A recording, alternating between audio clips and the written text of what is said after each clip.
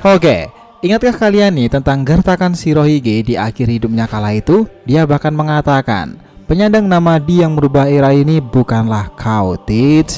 Tapi nih, kalau ditarik sampai sekarang ini, bukannya Teach sendiri juga membuat sejarahnya dalam menjalani takdirnya sebagai penyandang nama Di pula? Tetapi sayangnya nih, sepertinya takdir itu adalah penghancur para anggota klan Di lainnya. Nah, jika dipikir lebih cermat lagi, ini masuk akal juga loh dengan apa yang sudah dilakukannya selama ini. Podcast di Edge, Trafalgar di Waterloo, dan juga Monkey di Luffy. Ketiga orang ini adalah para penyandang nama Di, tetapi semuanya bermasalah dan mendapati serangan dari Kurohige Marshal di Teach. Sebagai seorang bagian dari kelompok Di musuh alami para dewa nih, nyatanya Teach sendiri itu juga musuh alami para penyandang nama Di lainnya. Takdir seperti apa nih yang akan dijalani dan dibuat oleh sang Kaisar Yonko dengan para kru luar biasa gila kekuatannya itu? Oke, kita mulai bahas lebih detail lagi.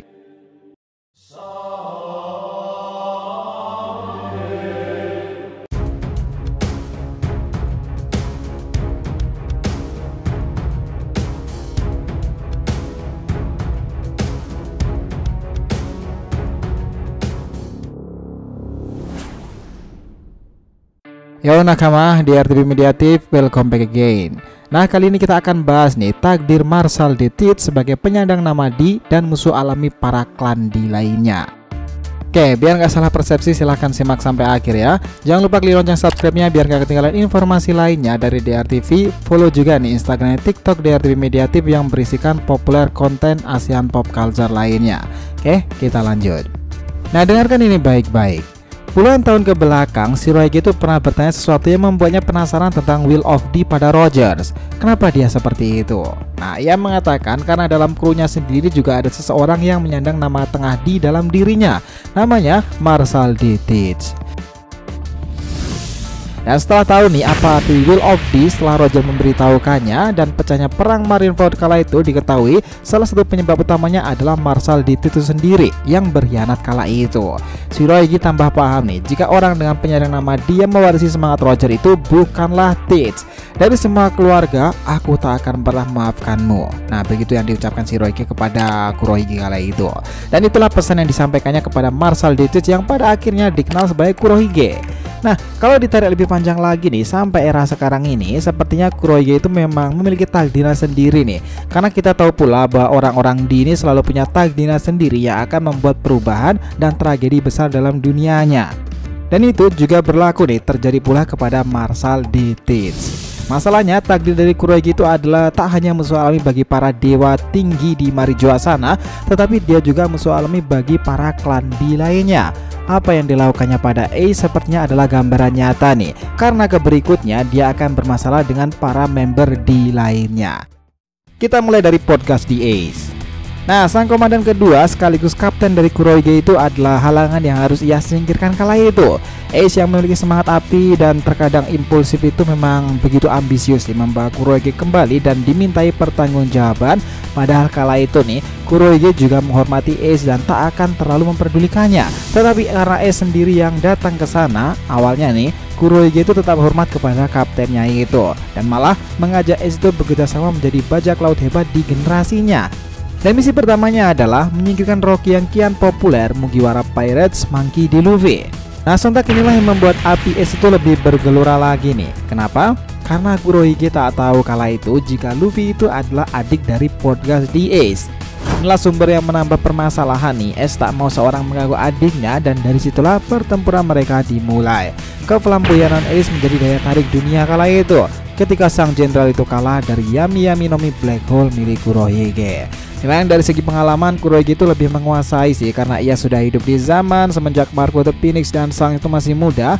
Ace itu takluk nih dan ditangkap Kurohige lalu diserahkan ke angkatan laut, menjadikannya Kurohige sebagai sisi tukai. Lalu konflik Marineford pecah nih, Kurohige keluar dari angkatan laut dan mengambil buah iblis ayahnya dahulu Shirohige, mendapatkan Gura-Gura no Mi dan membebaskan para tahanan level 6 Impel Down, serta pada akhirnya mendapati kru-kru spesialnya yang diisi para monster legendaris, Katarina Devon atau bahkan Amino Shiryu.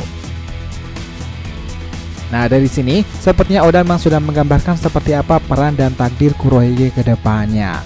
Setelah itu Kurohige itu bermasalah lagi nih dengan Di lainnya, Monkey D. Luffy. Tak pernah ada musuh yang begitu dibenci Luffy nih, seperti halnya Kurohige. Ia tahu yang membuat Ace kakaknya mati dan orang itu menyebabkan pecahnya Marineford dahulu, dan Luffy sangat membenci Kurohige tersebut. Bahkan garis takdir itu pada akhirnya berkali-kali menampilkan pertemuan antara Kurohige dan juga Luffy. Siapa sangka pula nih di masa depan ini keduanya adalah seorang Kaisar Yonko di dunia baru. Dan ini menjadi acuan besar pula, meskipun keduanya itu belum terjadi pertempuran mematikan dan besar sekali, tetapi cepat atau lambat nih pertemuan mereka akan terjadi lagi. Setelah Luffy membangkitkan kemampuan dari Dewa Matahari Nika nih, itu serasa akan teralami sih dari buah iblis Kurohige sendiri yang bersembur pada supermasif kegelapan Black Hole. Dan itu sesuatu yang menarik untuk diikuti. Kurohige sendiri itu begitu berambisi sih menangkap Monkey D. Luffy dan membuatnya itu peristiwa besar terjadi dalam sejarahnya saat ini. Dan kita tahu pula bahwa sebenarnya kala itu memang mereka itu sudah pernah melakukan momen pertempuran kecil ketika keduanya berjumpa di Impel Down. Dan lihat Luffy yang begitu kesal itu langsung mengepalkan tangannya, bahkan Kurohige mengatakan hal yang sebenarnya. Kau dengar Mugiwara, jika tak ada kakakmu Ace, pasti kami akan sudah membunuhmu. Lalu Luffy yang sangat marah itu menggunakan Gomu Gomu no Mi Jet pistolnya itu. Namun setelah itu nih Kurohige itu menyerapnya dengan Black Hole miliknya. Setelah itu pula Luffy itu menjadi marah besar, tetapi kala itu Jinbe menghentikannya. Entah apa jadinya jika Jinbe tak menghentikannya kala itu. Mungkin kala itu Luffy bisa koit pula atau tertangkap di tangan Kurohige. Karena Kurohige berbeda level kala itu dan kita semua juga tahu lah. Tetapi sekarang situasinya itu akan jauh berbeda setelah apa yang dialami Luffy sendiri di Wano Kuni. Dan ia membangkitkan buah iblis legendaris Hito no Mi model Nika Dewa Kemenangan.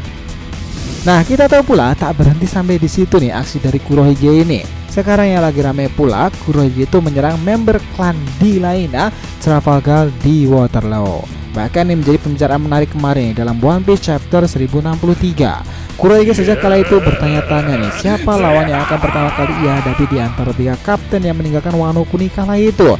Dan ternyata itu adalah sang penyandang nama D lainnya, Trafalgar di Waterloo.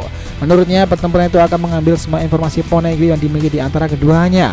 Meski dari segi kekuatan sepertinya Kurohige itu lebih supermasif sih daripada Law sendiri, karena dia juga membawa para krunya. Law sendiri tentu memiliki sebuah kru yang kecil, tapi kekuatan besar tuh hanya bertumpu kepada dirinya seorang.